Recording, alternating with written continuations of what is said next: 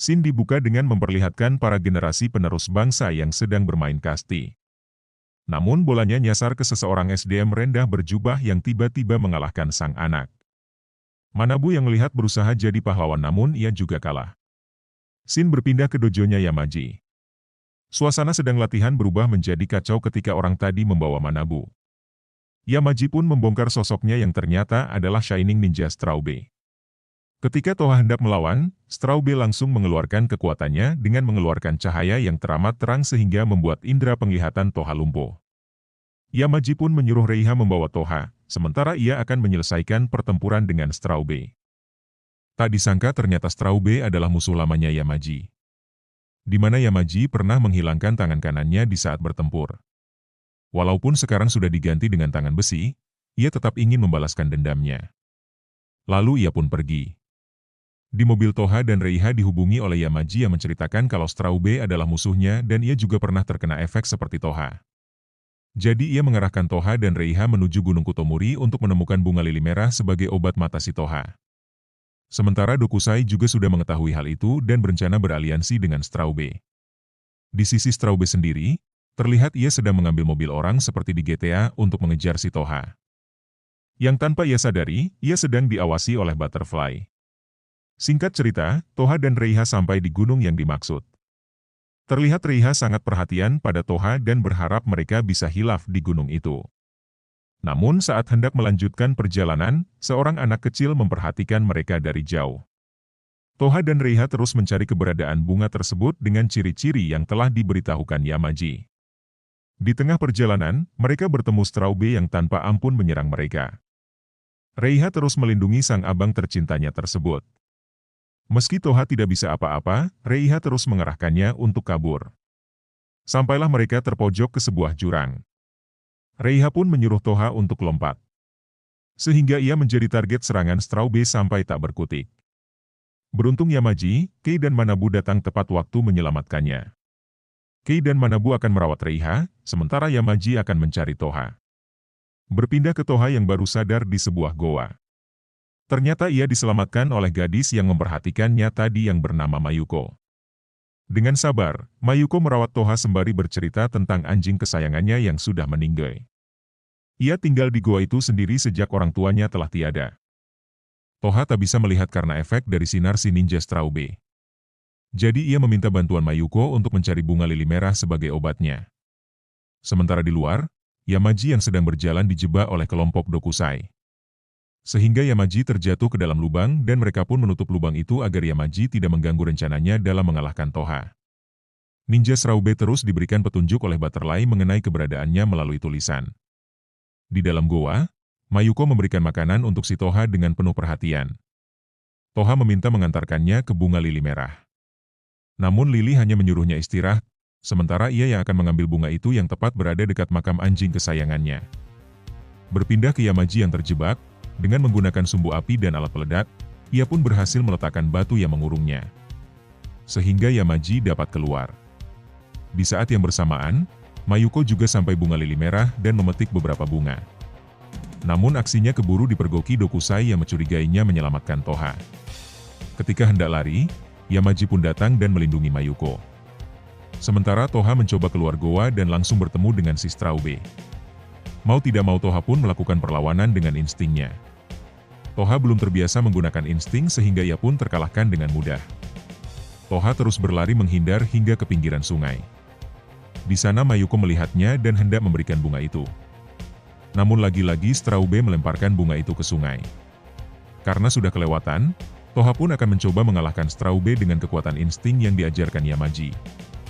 Ia pun berubah ke wujud Jiraiya dan mulai berkonsentrasi penuh. Yamaji yang baru datang melihat perkembangan si Toha dalam memakai insting. Setelah konsentrasi penuh dan memusatkan fokus, Straube pun menyerang. Jiraiya pun bangkit dan mengayunkan pedangnya. Sehingga Straube kehilangan tangannya lagi. Menyadari musuhnya sudah melemah, Jiraiya pun melakukan serangan pamungkasnya dan mengalahkan Straube dengan sangat mudah. Selesai pertempuran, Lili mengambil sisa-sisa bunga yang dibuang Straube lalu memberikannya pada Jiraiya. Setelah diracik, mata Toha pun kembali bisa melihat seperti normal. Keesokan harinya, Toha melakukan latihan bersama Kei dan Manabu. Di sela latihan, mereka dikejutkan dengan kedatangan Rocketman yang juga pernah muncul di episode sebelum-sebelumnya. Tampaknya sutradara Jiraiya kehabisan akal untuk monster baru jadi lebih memilih musuh lama saja. Rocketman memperkenalkan anak angkatnya yang dulu pernah ia selamatkan selama Perang Vietnam.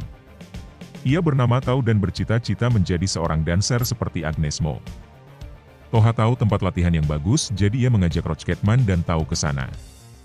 Saat di perjalanan, mereka diserang oleh kelompok demon. Toha pun berubah dan segera bertempur.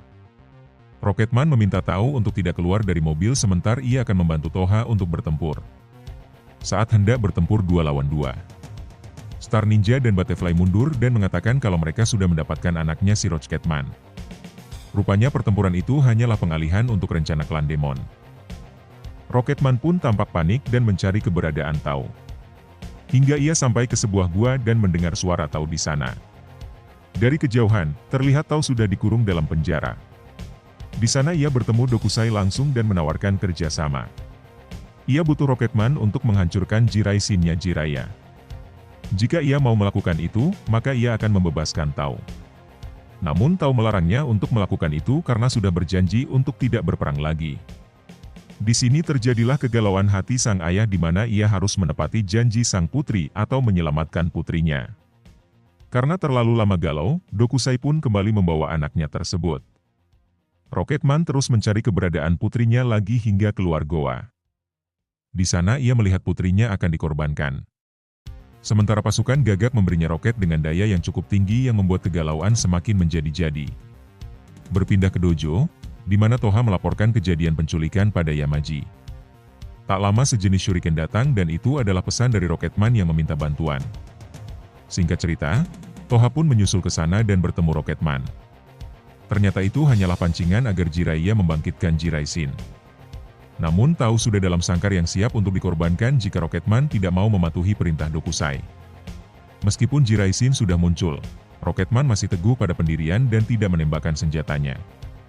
Melihat hal itu, Jiraiya segera bergabung dengan Jiraiya.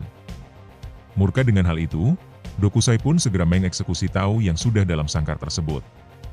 Tak tega melihat putrinya berteriak panik. Rocketman pun terpaksa menembakkan senjatanya pada Jiraiya. Hasil ledakan itu membuat Jiraiya tumbang dan terjatuh. Kemudian Dokusai segera membalaskan dendam pada Jiraiya. Sementara Rocketman meminta anaknya dibebaskan. Sayangnya Dokusai bukanlah seorang yang dapat dipercaya. Ia tetap tidak membebaskan Tao dari kurungan. Butterfly dan Star Ninja kembali menembakkan rudal lagi. Namun kali ini Jiraiya langsung bangkit. Jiraiya pun mengusir klan demon dengan sangat mudah. Sementara Tao yang masih dalam perangkap pun hampir jatuh ke lautan api yang dibuat oleh ledakan tadi. Beruntungnya Jiraiya segera menangkap kurungan itu. Jiraiya membebaskan Tao yang akhirnya kembali bertemu dengan ayahnya. Sementara Jiraiya tidak akan membebaskan demon kali ini. Ia segera turun dari Jiraiya dan bertempur. Namun kali ini Butterfly menggunakan kemampuan terkuatnya untuk mengalahkan Jiraiya. Jiraiya yang tak mau kalah pun berubah ke wujud spesial dan menghentikan jurus Butterfly. Sementara Dokusai sudah siap memantinya bertempur 1 lawan 1. Dari kejauhan terlihat Rocketman yang menyerang pasukan gagak yang hendak membantu Dokusai. Menyadari lawan yang tangguh, kelompok Dokusai pun mundur. Setelah pertempuran, Rocketman pun pamit untuk kompetisi sang anak esok harinya. Pada malam harinya di markas Dokusai, terlihat Lady Spider yang sedang melakukan ritual aneh sekte sesat untuk menyantet Jiraiya. Namun santetnya tak berlaku dan malah ditertawakan Dokusai. Lalu Dokusai memiliki ide untuk menekan mentalnya saja dengan mengorbankan sahabat terdekatnya. Berpindah ke Kasumi seorang yang pernah muncul 3 kali di episode sebelum-sebelumnya. Ia diculik oleh Spider dan meminta Oruha untuk datang ke markas Dokusai. Di markas terlihat Oruha disiksa, namun ia tak mau melawan karena janjinya pada Kasumi. Kasumi yang terikat di jaring laba-laba juga diberi sengatan kejut dengan voltase yang sedang. Permintaan Dokusai sangat simpel. Oruha diperintahkan untuk mengalahkan Jiraiya dengan membawanya ke tempat ini atau Kasumi akan menemui ajal. Dengan terpaksa Oruha menyetujui permintaan Dokusai. Oruha mengunjungi Yamaji dan meminta bantuan pada Toha agar membantu Kasumi yang tertangkap klan demon bersamanya. Yamaji pun menugaskan Toha untuk menyelamatkan Kasumi sebagai tugas utama. Saat mereka berangkat, Manabu menyadari kalau Oruha meninggalkan origami burung berwarna hitam. Sejenak Yamaji sadar ada yang tidak beres karena kertas hitam adalah sinyal jelek dari klan Paper. Yamaji menduga Oruha dimanfaatkan oleh Dokusai demi mendapatkan Pako dari si Toha. Untuk itu Yamaji menugaskan Kei dan Manabu untuk mengikuti Toha serta memanggil Reiha untuk ikut dalam misi. Selama dalam perjalanan, Toha dan Oruha terus dipantau oleh klan demon yang berada di mana-mana. Sesekali datang kesempatan untuk menghabisi Toha. Namun Oruha mengurungkan niatnya karena teringat akan jasa-jasa Toha yang telah menyadarkannya. Dari seorang pemburu pengkhianat klan Paper, sampai sekarang ia punya usaha perhotelan. Dan hal tersebut tidak lepas dari kesadarannya setelah terkena ceramah no Jutsu Jiraiya. Meskipun begitu, teror Lady Spider tetap terngiang. Jika ia tak bisa mengakhiri Jiraiya, maka Kasumi akan berakhir. Sebelum melanjutkan perjalanan lagi, Oruha memberikan liontin burung kertas dan meletakkannya di saku jaket Toha sebagai kenang-kenangan jika ia tak selamat dalam misi ini. Namun hal ini menjadi kecurigaan pada Toha yang menganggap Oruha berbeda dari biasanya. Berpindah ke kelompok Dokusai yang didatangi oleh pimpinan klan Paper. Ternyata ia datang untuk mengakhiri si pengkhianat klan Oruha. Momen awkward padahal Oruha dulunya juga pemburu pengkhianat klan Paper. Berpindah ke Oruha yang terus mengajak Toha ke pinggiran tebing. Sesampainya di puncak tebing sambil minta maaf, ia melemparkan kunai Minato pada Toha. Sehingga Toha pun terjatuh ke jurang. Di mana hal ini diperhatikan oleh klan Demon dan kelompoknya Manabu. Klan Demon yang melihat berkesimpulan kalau Jiraiya telah terkalahkan melihat kunai yang tertancap di dadanya. Kelompok Manabu terus mencari Toha dan menemukan Toha sehat walafiat setelah diserang Oruha. Yamaji mengutus mereka karena ada pesan tidak bagus dari Oruha. Toha juga sudah menyadari itu dan memperlihatkan kalau kunai hanya menancap di liontin burung yang diberikan Oruha tadi. Karena itulah ternyata alasan ia bersikap aneh karena Oruha dimanfaatkan oleh klan Demon. Melihat ini Toha semakin geram karena telah melibatkan kebahagiaan orang-orang. Sementara Oruha mendatangi markas Dokusai dan meminta Kasumi dilepaskan. Namun seperti kita tahu kalau Dokusai adalah pengkhianat jahanam. Ia tak membebaskan Kasumi, malah mengirim pasukan klan Paper untuk menghabisi mereka. Saat posisi terdesak, Jiraiya pun datang untuk menyelamatkannya. Sehingga membuat klan Demon pun terkejut. Mereka pun membebaskan Kasumi dan bertempur dengan klan Demon. Reiha membuat pengalihan agar Oruha bisa membawa Kasumi keluar markas. Klan Paper menyerbu mereka keluar ruangan. Namun Manabu sudah siap dengan bomnya dan meledakkan semua klan Paper. Sementara di pelarian Oruha, ia didatangi oleh ketua tertinggi klan Paper langsung dan hendak menghabisinya. Oruha sadar ia pengkhianat, namun ia telah memilih jalan yang benar. Jadi ia akan bertempur dengan mantan pimpinannya tersebut. Dari pertempuran, kekuatan sang pimpinan dan Oruha sangat jauh. Sehingga Oruha dengan mudah dikalahkan dengan jurus naga kuning. Ketika Patua itu hendak menghabisinya, Kasumi datang untuk melindunginya. Alhasil Kasumilah yang terkena samurai Pak Tua tersebut. Melanjutkan serangannya, Oruha kembali melindungi Kasumi. Sehingga kedua sejoli itu terkena senjatanya sang pimpinan dan membuat mereka terkapar. Tak lama Jiraiya pun datang dan menyerang sang pimpinan. Jurus-jurus sang pimpinan tampak membuat Toha sangat kewalahan.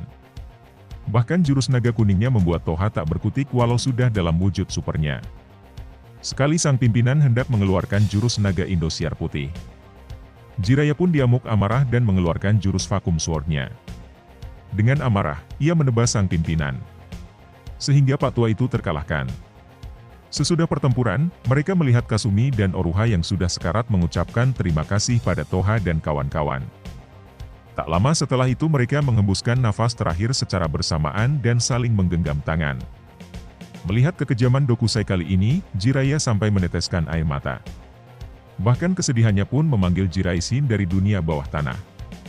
Jiraiya pun meminta pada Jiraisin untuk menghidupkan kembali kedua sejoli tersebut. Namun Jiraisin tidak dapat mengabulkannya. Ia hanya membawa tubuh dua sejoli itu. Dan jiwanya akan dihidupkan di dunia lain. Dari langit terlihat Oruha dan Kasumi melambaikan tangan. Seolah mengucapkan perpisahan pada kelompok Toha sembari menuju dunia yang baru yang menunjukkan berakhirnya episode ini. Sampai jumpa di episode berikutnya.